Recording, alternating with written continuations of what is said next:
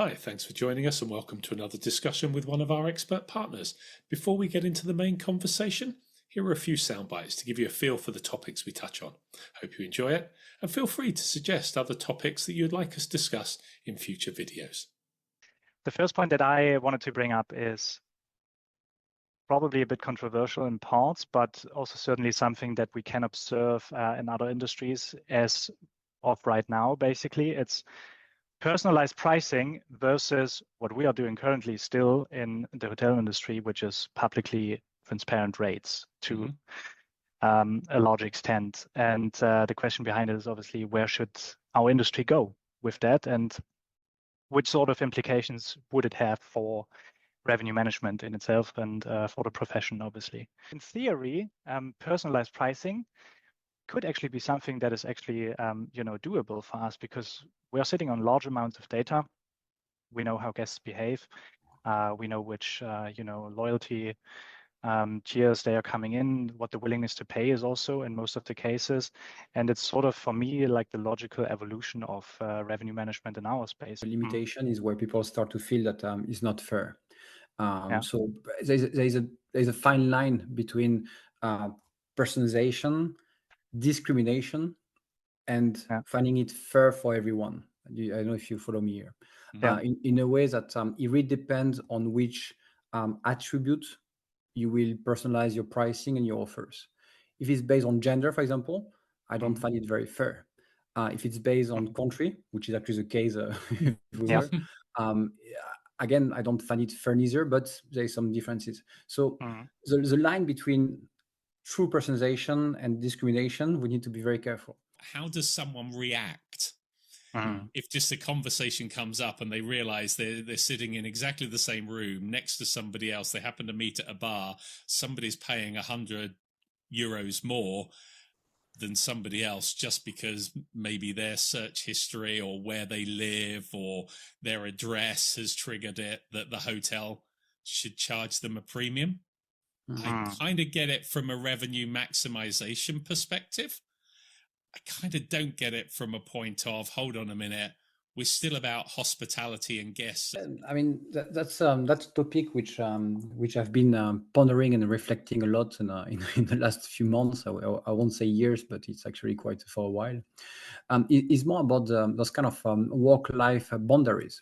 Okay, the kind of the buzzword is work-life balance, but more is more about boundaries. Okay. But I realize that by being drained, you start to lose in clarity into your decision making. You start to be a bit tired, then you start to be sick. So you need to be careful. You need to balance this. So it's not a sprint; it's a marathon. And to win a marathon, you need to maintain a pace, not too fast, because if you go too fast, you just burn out. If we put it in simple words, like that always-on mentality, if it is a default behavior, obviously it's bad. It's bad for anyone in that respect. If it's situational or deliberate, and you're helping out in a crisis, if, I don't know, you work on a deal that is on the line, you want to retain a client where, something goes south within a day or something, or you have in your own company, you have an urgent revenue drop and you need to work against it, obviously, you got to be on, right? There's no other choice. And it has so much to do also with leadership at the end of the day, right? Because you can only be obviously a good leader. And now let's say in our roles, obviously, where we're leading people, where we're leading a team as well, true leadership is also defined by how well you lead yourself as a person, right? With the speed of technology and AI, with everything happening quicker and faster, and there's this, everyone talks about greater productivity. No one is actually talking about, okay, it should give us more time to ourselves. It's like if I am producing enough in a week for my pay, then if I can suddenly do that in 4 days, do I not get a day off? Because I'm just more efficient or effective. But the argument is going to be, well, no, we could just be more productive. We could generate more revenue. Let's pick up on our third question and the final question. Thibaut, you can talk about this, but I'll tee it up because I happen to be reading an article, and I don't know, your name got mentioned on it, but the article was saying that their recent numbers are showing an increase in direct bookings, which correlates with a decline from booking.com. I mean, for me, that's more like a trend we are seeing across the portfolio, where this year, suddenly 80 to 90% of our portfolio has been down on booking.com compared to last year. Okay. And we saw a shift from booking.com towards Expedia, for example, where we saw a big uplift on Expedia, much less on booking, but much more Expedia. Let's say like this, as a broader observation, I think we've also seen that year to date, there are some markets, or at least some hotels in some markets, where we've seen booking.com production going backwards on last year. However, what I'm not entirely sure about is obviously if that sort of business that fell away from booking is then being made up with Expedia or any other OTAs, or if that is really going into the direct distribution pocket. Now, one reason which I could buy on the why booking.com is dropping is because the number of listings for apartments on booking.com just went crazy this year.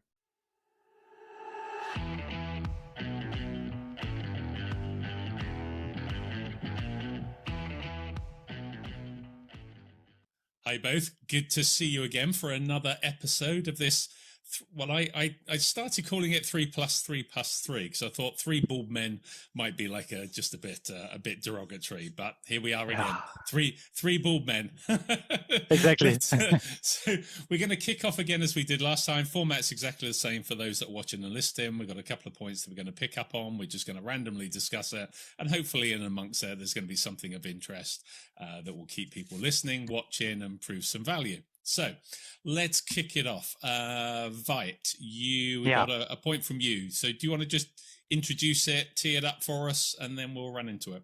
Exactly. Then we run into it. The point, hello, everyone, first of all, welcome back. But the first point that I wanted to bring up is probably a bit controversial in parts, but also certainly something that we can observe in other industries as of right now. Basically, it's personalized pricing versus what we are doing currently still in the hotel industry, which is publicly transparent rates to a large extent. And the question behind it is obviously, where should our industry go with that? And which sort of implications would it have for revenue management in itself and for the profession, obviously?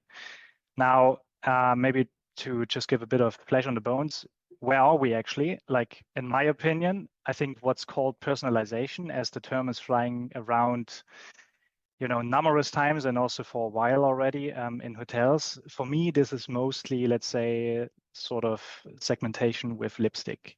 So we have mobile-only rates, we have member rates, OTA versus direct, loyalty tiers, geo-targeting. But I feel true personalized pricing down to a one-to-one approach, basically, that barely exists. And I haven't seen any examples unless you have, Thibaut, maybe. But this is the feeling that I have. But in theory, personalized pricing could actually be something that is actually, doable for us, because we are sitting on large amounts of data. We know how guests behave. We know which, loyalty tiers they are coming in, what the willingness to pay is also in most of the cases. And it's sort of, for me, like the logical evolution of revenue management in our space. And we've just recently seen examples, for example, from Delta Airlines, trying that personalized approach, obviously with the help of AI. And there's surely also a couple of examples in retail where that actually works. But I do feel we're in a bit of a tricky spot, and maybe it's worth asking what would hold us back actually to go into that direction of personalized pricing in hotels. I believe it needs to be fair for everyone. I think the limitation is where people start to feel that it's not fair. So there's a fine line between personalization, discrimination, and finding it fair for everyone. I don't know if you follow me here. In a way that it really depends on which attribute you will personalize your pricing and your offers. If it's based on gender, for example, I don't find it very fair. If it's based on country, which is actually the case everywhere, again, I don't find it fair neither, but there's some differences. So the line between true personalization and discrimination, we need to be very careful. But again, if you look at the example of Ryanair or any like kind of Yeah. low cost airlines, what they do is that if you need to add more services, then that's personalized to you, and you will pay a higher price because you added more services. So it's fair because you pay more, but you get more. So for me, I think the line between this, it needs to be accepted, it needs to be fair, and not go into the line of discrimination. But again, dynamic pricing and personalized pricing, I think it's highly relevant, but it needs to be accepted and fair for everyone. That's my point. Yeah. I think it also has to do with like differing definitions of what personalization actually means, right? I mean, the example of Ryanair that you just brought is one thing how you can see personalization, because you have something that is obviously not discriminating anyone, but then also gives the ability for everyone basically to tailor the offer or let's say the end price to whatever they need in terms of services also. Whereas if we're thinking about true personalization with the understanding of one-to-one, you would obviously look at a price X for that person with that sort of history and that sort of behavior, and a price Y for someone else with probably the same service requirements, same understanding of what the value of the property is that it is going to go to, but obviously a different history in, let's say, purchasing power and loyalty and stuff like this. So it's different definitions of what personalization could mean. And I think one other piece that could hold us away, obviously, from going into that one-to-one direction is, I mean, we're in a bit of a tricky spot, especially also with technology, because most PMSs or RMSs, they are simply not ready to actually serve like dynamic individualized pricing at scale. Because they are built around segments, they are built around rate codes, right?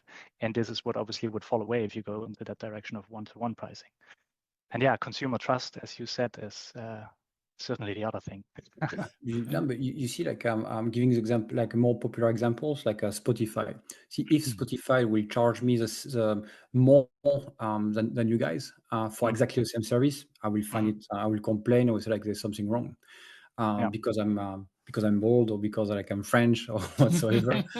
But you see, we're paying a premium, yeah. But that's because I don't find it fair. And I think that's the transparency on what is based, and so maybe I'm not in a good job actually because revenue manager needs to take those kind of opportunities and advantages. But I always put myself in the shoes of the guests and as a customers, and if I don't find it fair, I think there's something wrong. But yeah, so there's again, it's a balance. It's a balance between finding those kind of opportunities, personalization, making sure you do your segmentation correctly. But again, if it's publicly compare, if you're able to compare publicly and not from an opaque way, and if you're able to have a bit more transparency to understand and to accept it, I don't think there's any issue. But it needs to be all fully opaque, so you cannot compare apples to apples. Or if it's publicly available, it needs to be very transparent. Yeah, from my perspective, I don't know. I think there'll be a lot of kickback on it. I mean, I can remember we both use, all three of us use various apps for our fitness. And I know there was a point about a couple of years ago where it came out where they were changing the prices, and the prices were different for every single country. And they were like, why am I paying more, or why are they paying less? It's like, I don't see how that decision has been made. I think also, so you've got a moral perspective. You've then got a technological perspective, and then linked within that technological perspective possibly is, well, what are you basing the decision on, and over what period of time? What is it actually looking at? What am I giving authority to for it to check, to evaluate? I think also what you have a problem with is that how does someone react if just a conversation comes up and they realize they're sitting in exactly the same room next to somebody else, they happen to meet at a bar, somebody's paying €100 more than somebody else just because maybe their search history or where they live or their address has triggered it that the hotel should charge them a premium. I kind of get it from a revenue maximization perspective. I kind of don't get it from a point of, hold on a minute, we're still about hospitality and guests. And at what point do we just, and I've always had this thing. It was about 10 years ago, I started the phrase for me internally, revenue per available wallet. And if I could have a little cartoon, it would kind of be hotels. And actually you just got walk-in wallets walking around. And that's sometimes the perception that you kind of feel you get. And to me, personalized pricing feels a bit as if we stop looking at the individual as a guest and we're just looking at how much revenue can we generate from that individual. And I kind of, I wonder how that would play out on many different levels. And that's my view from a revenue manager. You're right. Yeah. The big thing in my opinion, and that's the issue with society as such, I'm trying to expand a bit, is that we are trying to manage everything based on Excel spreadsheet and data. And we are becoming like an AI driven society. And we need not to forget that we are human to human. We are making business with humans, we are serving humans, and we are serving guests. So the customer centric in everything we do needs to be at the focus and at the attention of everything. That's something we don't need to forget. And I do believe a lot of companies are starting to forget this. And customers and guests are not stupid. And they will start to fight back and boycott the companies who are not looking at those kind of customer interest. Now, customer personalization, meaning like, for example, if you push me an offer because you know that I love, I'm supporting Benfica in Portugal and you want to sell me tickets to see the game. Yes, I love it. And I will pay more because I'm a fan of this. And that was exactly targeted for me, personalized offer exactly for me. And I'm happy to pay. And now if you charge me more because I'm based in Vienna and I'm French or an expat, whatever, then I will complain. You know what I mean? Personalized is more like you look at my interest, my what I love, and then you push those kind of pricing and offers to me based on my interest, but not based on the data that you have. This is the difference. Yeah.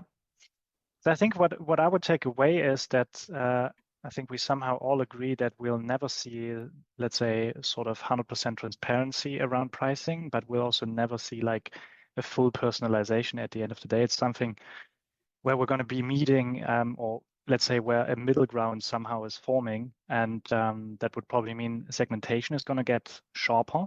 So it's going to be more based on interest, more based on loyalty, booking window, obviously different metrics that we all know, device, channel, whatever. And I think the hotels that will come out on top actually playing that game are those who actually start experimenting with different dynamic pricing approaches. It's going to be staying dynamic pricing in that version, but obviously it's probably going to be a more loyalty, more interest driven, more conversion driven, most probably at all. I think, and that's what we're going to be heading to. Yeah.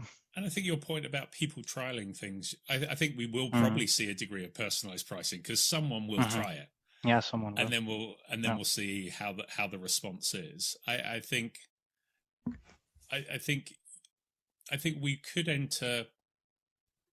I mean, we've spoken before a couple of years ago, I know, Veit, about, attribute-based selling and actually breaking down.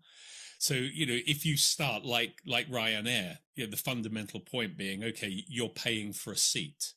Yeah. Everything else you want above and beyond that, you can pick and choose what you want, how much of it you want, and personalize the services that you wish to access. So I think I could see a direction of travel where that could go.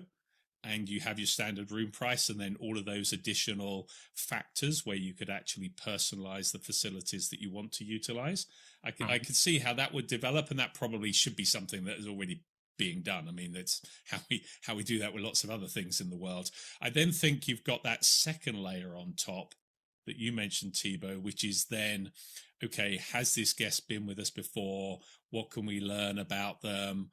How can we actually now personalize the stay, and maybe there'll be some marrying up that you'll see as well if they start selecting certain attributes that they're prepared to pay for with experiences that you've had with them. That might give you, maybe some funky algorithm will make a connection about, okay, push this incentive or push this offer. But I think you kind of have the hotel side, which is its features and its functions, and then the individual side, which is that individuality of promotions and tying up with local events or that may be going on. And I could see that being a level of personalization that puts the individual in control and the engagement with the hotel, so you're feeling you're being welcomed as a guest and thought about as an individual. That I could totally get behind. That to me seems sensible. Good revenue management, good maximizing, gives that sense of you being valued and important to them. I think that's where I could see the personalization piece going from my side, from the outside looking in. Ah. Good points. Makes sense? Thank you. Yeah, sure. Thibaut, you had a question that you wanted to pose, so throw it out to our audience, throw it out to us. What do you got? Yeah, I mean that's a topic which I've been pondering and reflecting a lot in the last few months. I won't say years, but it's actually quite for a while. It's more about those kind of work-life boundaries. Okay, the kind of the buzzword is work-life balance, but more is more about boundaries. Okay. Yeah. And of course in consulting, but as well in working remotely. But of course that's applicable for pretty much everything in business. My question is more about, is always on and the client responsiveness actually a strength or a recipe for burnout? I can tell you my point of view after my reflection, but I will love to hear from you guys. So just clarify that. So that's about as a consultancy, whether you are just always there at the beck and call of the client 24/7, 365. Even with as a revenue manager, because revenue it's something which is always ongoing, and when I'm today when I'm finishing, I'm preparing already for the next 365 days ahead, even more in advance. So it's never ending, okay? And there's always something, and the email are always full. So the question is more: is it good to remain always on, always available, or is it just a recipe for burnout? Interesting. Vite, I'd be interested in your I see your question. Than this I think no, but you surely also have a couple of things to say on that. I think you can see that from different angles. If I'm defining always on for me to say I need to be always on for any client requests coming in and then also answer them in a timely manner, let's say within, I don't know, a few hours or so, then that would certainly be something that drains me a lot, and that would be a recipe for burnout. If always on, however, means, and this is how I try to handle it for myself at least, and which is also something that we spoke about here internally at berner+becker, to say, there's nothing wrong about, thinking about work every now and then, even though you're not, let's say, in service right now. And that means being aside from the client work that you do, but more like, when you have your best ideas coming, when you're standing under the shower, obviously, and you take the effort and note them down just after you step out of the shower. I don't think there's anything wrong with that. It's just if I would ever be in the situation to be urged by clients to try and be always on for them, I would make a hard stop there, because that is something that drains my energy, and that is certainly not healthy in that respect. That's what I can think of right now. I think that's relevant. What about you, Trevor? Can you add on this? Well, I'd be interested in your. I'd be interested in your perspective is on this. Yeah. No, I will. I do have some thoughts. Yeah, I mean, for me, I've been fighting a lot with those kind of boundaries, because at the very, very beginning of the company, I was always on, really like always on, day and night, 360, 365. I didn't take any days off, any holidays for at least 4 to 5 years. But I realized that at some point I was just drained. And the more you don't put any boundaries, the more you reply, the more clients ask. And that's also applicable for GMs, owner, and so on when you're on property. So the more you give, the more they ask. Okay. So if you give this, the guy asks for this, and so on. Okay. So I was kind of resisting saying no, because if I was saying no, I didn't want to piss anyone off, and I just wanted to be available and make them happy. But I realized that by being drained, you start to lose in clarity into your decision making. You start to be a bit tired, then you start to be sick. So you need to be careful. You need to balance this. So it's not a sprint; it's a marathon. And to win a marathon, you need to maintain a pace, not too fast, because if you go too fast, you just burn out. And that's also what I'm teaching myself, and I'm still like a Padawan in this way. But nowadays, I say no by default, and just to leave space for the big yes. So it's more about energy management and making sure if I spend my time and my energy should be on the right thing, where I add value and where I'm good at. Because if I spend time on things which I'm not good at, or maybe someone in my team is actually better than me, that doesn't make any sense. You know what I mean? Yeah. So, and I'm also teaching the team at Qatar Consulting to have very strict boundaries with the team, with a client, to say, of course, to be always on for true emergency. That's also a very good point, because sometimes it seems everything is an emergency, which is not. So clearly define with your client and with your team kind of the level of priorities and the level of emergencies. Okay, my PMS is off and completely offline. That's an emergency, of course. Sure. But upload this one, and we need to do it tomorrow, or we need to do it in the next hour. That's not an emergency. That's still important, but not a true emergency. You know what I mean? Yeah. So I think those kind of boundaries are very important. And when I ask my team on Slack when I see them online after hours, I told them like disconnect and do something else. Why are you online at this time? Why are you online at this time? I'm checking if they are online. So actually, maybe after checking the podcast, people will play me this. Reiterate. You are here. Yeah. But you know what I mean? And that's important. Like the same in Japan, when I was working in Japan, people were just had this kind of mindset of staying always on until the boss leaves. They didn't want to leave before. But actually, it was counterproductive with their own mindset, their own productivity, their own efficiency for the company. So I think we need to find the right balance, being very focused on what is important, where we add value, and focus our energy on this. And that's for me the most important. But it all starts by educating the client as well, that we are not always on, because we want to remain on for the right things at the right time. And then putting clear boundaries with everyone. Yeah, correct. And I'm totally with you. And it has so much to do also with leadership at the end of the day, right? Because like you can only be obviously a good leader. And now let's say in our roles, obviously where we're leading people, where we're leading a team as well, true leadership is also defined by how well you lead yourself as a person, right? And if you don't make room for, what makes you happy, what gives you energy instead of what is draining your energy, if you don't make time for rest, if you don't make time for family and friends, and if you are always in that always on mindset, I think it's just also has gonna bad consequences basically for what you're doing in that team environment. And so for me, it's clear, like I have my boundaries, and okay, there's one or the other email that I answer late at night, but otherwise it's what it is. Yeah. It's very fun because I had a discussion recently with some AI expert in Zurich, and I told them like on one-to-one saying like if I want to implement AI in my company, where should I start? And they all replied, actually, before going into AI, be very clear and work on yourself, making sure you have the right culture, making sure you are aligned with what you are doing. Because a lot of companies now, they deploy AI, a lot of tools and so on. They want to increase productivity. Instead of replying to emails in 5 hours, they reply in 1 hour or 30 minutes. Well done, bravo. But they can do this in a very short period of time. And then everything crash and the company is gone.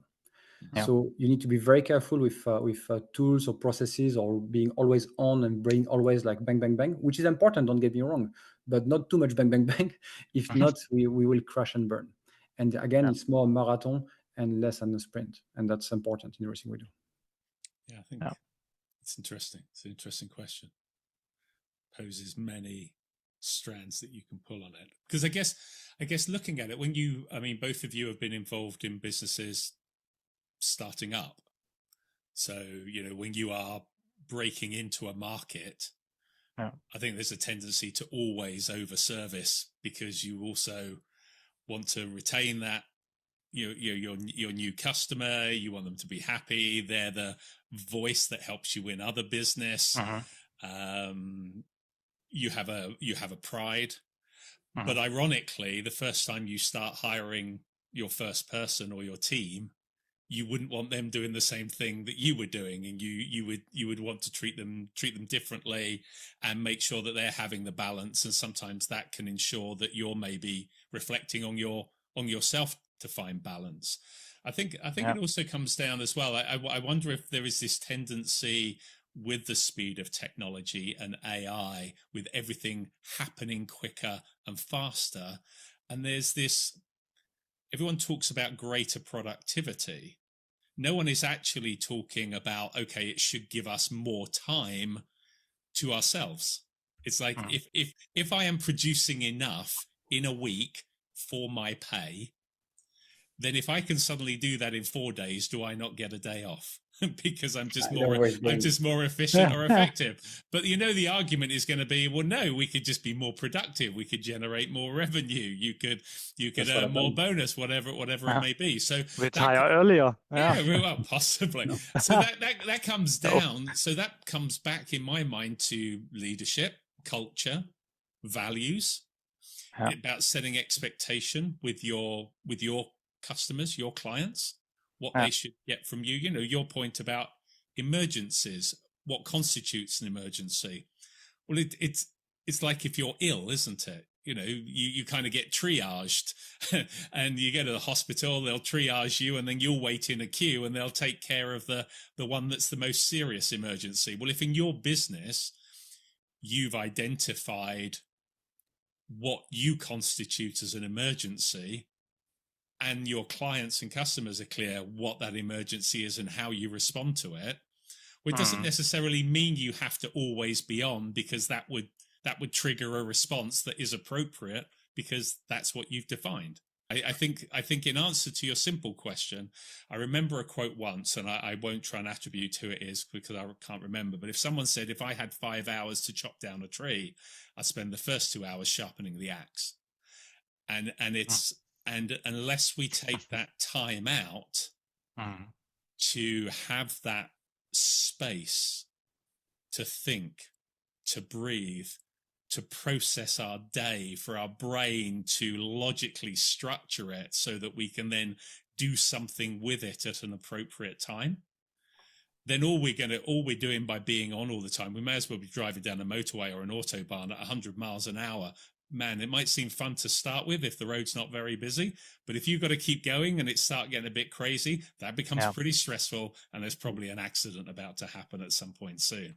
So where do you find the time to slow down, to pause, to breathe, and to break? And I think part of it is that communication.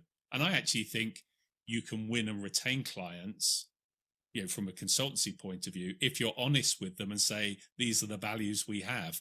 We will not let an emergency happen to you, but we won't necessarily respond within an hour, because we're not using AI to just send you an email response that's generic. I'll make sure one of your team that's supporting you responds, but it will be considered, and they are a human being, and we want to make sure that they have a life as well, and they can be with their friends and family, so that when they're working for you, they are at their optimum performance, because that's your responsibility as a leader to make sure that they're there to support the customers. So that's it's more general than specific viewpoints, but that's kind of how makes sense. How I take it.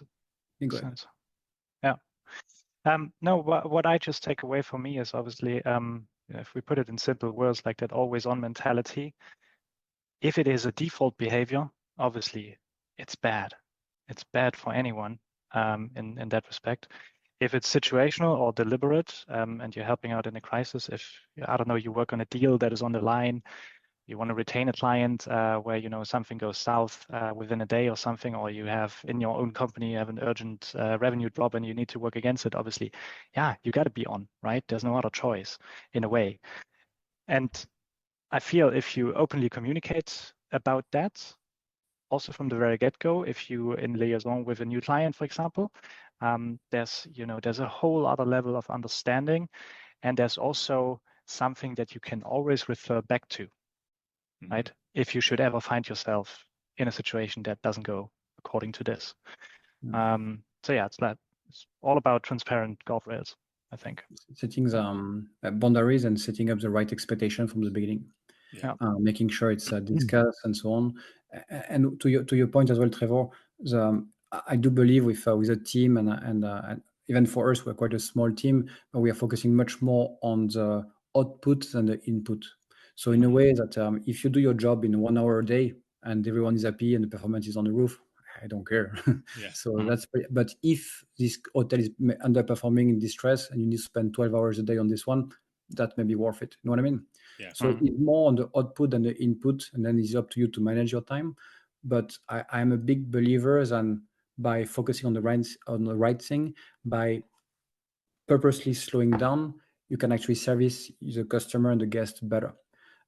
Because when you do something, you do it with 100% of your attention. And if you do too many things at the same time and you are always on and so on, you do a bit of everything, but nothing really fully dedicated to it at 200%. So that's more of this kind of energy management, which is important for everyone, in my opinion. Yeah, no, some interesting points in that. Let's pick up on our third question and the final question. Thibaut, you can talk about this, but I'll tee it up because I happen to be reading an article, and I don't know, your name got mentioned on it, but the article was saying that their recent numbers are showing an increase in direct bookings, which correlates with a decline from Booking.com. I guess my question is this a one-off or is it a trend, and what are the factors behind it? But do you just want to tee this up a bit for us and what this article was about and what you were highlighting? I mean, for me, that's more like a trend we are seeing across the portfolio, where this year, suddenly 80 to 90% of our portfolio has been down on Booking.com compared to last year. And we saw a shift from Booking.com towards Expedia, for example, where we saw a big uplift on Expedia, much less on Booking, but much more Expedia. Direct booking, that was an angle on the article, which I agree, but didn't agree much. We saw it, but not as. So it's less an OTA direct and more a specific booking that you're Booking.com issue you're noticing. Yes. Okay. And I was wondering if it was only me and Booking.com that maybe don't like me and targeting my portfolio specifically, or if it was a trend across Europe. And we did some survey. It seems it's not only me, hopefully, but I'm not sure about Veit and the rest of the portfolio. Yeah, no. Let's say like this, as a broader observation, I think we've also seen that year to date, there are some markets, or at least some hotels in some markets, where we've seen Booking.com production going backwards on last year. However, what I'm not entirely sure about is obviously if that sort of business that fell away from Booking is then being made up with Expedia or any other OTAs, or if that is really going into the direct distribution pocket. Now, saying that, I know obviously of examples that we work together on very closely, so us as a company together with our clients, where we've been on purpose, obviously driving business away from Booking.com and try and direct this more towards the direct channel, but then obviously also have underlying help with digital marketing activities and so on, because otherwise you're not going to be in that place actually on making that, let's say, purposeful shift, right? It's I think it's super early to say if that's a one-off or a trend. I know obviously if we're thinking about, developments coming up in agentic AI, and then probably also seeing the first couple of first mover hotels probably having their own, let's say, agent in a way, with, the ability to connect to different systems via APIs and making it available also for individual searchers or potential guests, to basically book direct via generative AI, let's say, engines. That might also mean that there could be more shift happening away from Booking.com towards the direct channel. But then again, I think also with Booking.com and any of the other OTAs, they are probably in the better spot actually. Bringing a bit of movement in that direction, and probably going to eat the bigger piece of the cake rather than the individual hotels, if they ever come to that point. So I don't really know if that's a one-off or trend right now. Might be on purpose, driven by actions of the hotels. Might otherwise also be just something that is observed. Yeah. What did you see, Thibaut, when you were? You obviously contributed to the article. What? First of all, I do believe there's a big impact on the ChatGPT and all those kind of agentic search, where people are using more ChatGPT than Google. So that may have an impact on the people who on Booking.com spending on Google Ads and so on. There is a shift happening. That's clear everywhere. Now, one reason which I could buy on the why Booking.com is dropping is because the number of listings for apartments on Booking.com just went crazy this year. So that's kind of diluting. That's my perspective. I don't know if it's real or not. That's diluting the overall demand for hotels who have been here for a while. So now, if you look at a search for London, before you had a lot of hotels, now you get kind of a mix between apartments, serviced apartment, long stays, and hotel. So maybe the demand overall from Booking.com remains the same, but there is kind of a dilution for hotels, and the one we have been relying a lot on Booking sees this kind of share being decreased. And then you have other players who are actually maybe doing a better job on marketing, or who didn't do this kind of dilution, such as Expedia. And Expedia right now is getting market share, in my opinion. How would you see Airbnb, obviously with the change of their compensation model, playing into all of that? Well, Airbnb now is becoming a Booking.com. Huh? They're moving into the hotels or something earlier this week or last week. I was saying this for a while, and people didn't believe me. I was saying you see a lot of Airbnb on Booking.com, and reverse, you see a lot of hotels on Airbnb. That has been used by a lot of hotels in the past, and now I do believe it start to accelerate. So again, distribution in hotels, it was the Wild West. It's still the Wild West, just more chaotic. Yeah. And every day is becoming more and more chaotic. So trying to keep up to speed, but it's tough. I think it's interesting as well. We've done a couple of videos with Mirai.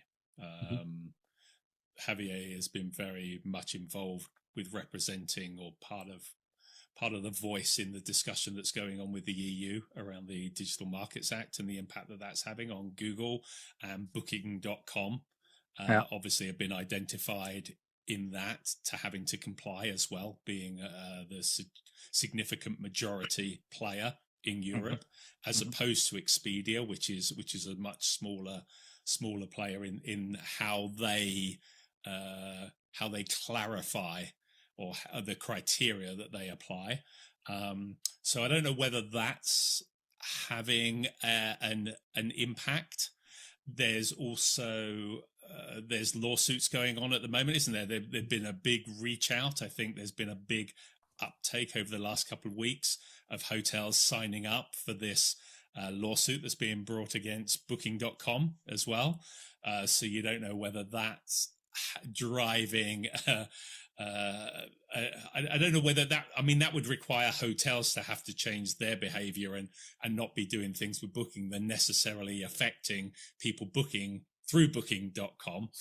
So I can't quite understand why there would have been that drop off created by those two legal issues that are running. It's an interesting statistic that you flag, and the fact that it is specific to Booking.com. And you saw Expedia was same or more, so I was seeing in the articles we saw some properties with more than 300% increase compared to last year. Maybe that's starting from very low. I just wanted to say, if they come from two roommates, okay. Yeah. But it was a big increase. It's still shifted, gone somewhere else. Yeah. Huh. Yeah, they're under a bit of pressure from a lot of places at the moment. Then. Looks like, huh? Let's watch this space. Yeah, no. I think it is a bit of a watch this space. I mean, Yeah. and there wasn't anything, because to your point, Veit, yes, there are a lot of people, you're seeing a lot written at the moment about people putting a lot more effort into try and drive the direct bookings. But I mean, that conversation's been going on for years and years and years. For years and years. So, that can't be a factor in what you saw, Thibaut, because that would have been happening anyhow. I'm not convinced either, and I'm happy to be convinced, and someone can put a comment or whatever they want if I get it wrong. But this whole AI search, where it's pulling from, the people that have the greatest amount of content about any hotel tends to be the OTAs. Fishing to pick up a single property in a location somewhere in a country, that means it might happen to come up, and there it is ready for you to book, just feels a bit like a very small needle in a very big haystack.